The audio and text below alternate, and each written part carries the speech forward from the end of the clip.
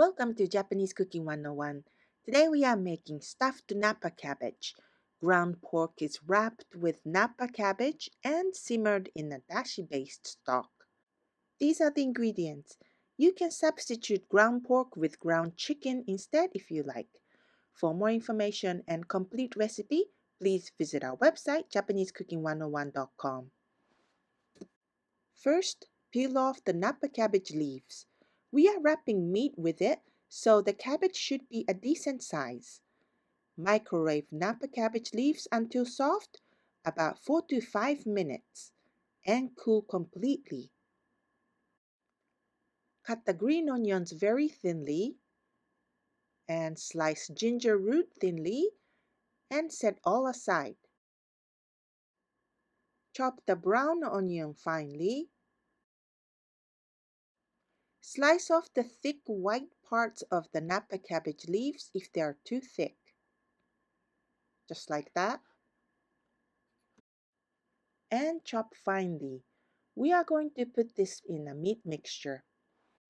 In a bowl, combine the ground pork, onion, chopped cabbage, panko, egg, and salt, and mix very well. Then divide the mixture into 8 and shape the meat mixture into oblong balls using hands, just like that. Wrap each meatball with the cabbage, tucking the end of the leaf under, and repeat. Place the cabbage-wrapped meatballs in a pot that can accommodate all 8 pieces. Pour the dashi stock in the pot and heat it at medium heat and cook for 10 minutes covered with parchment paper.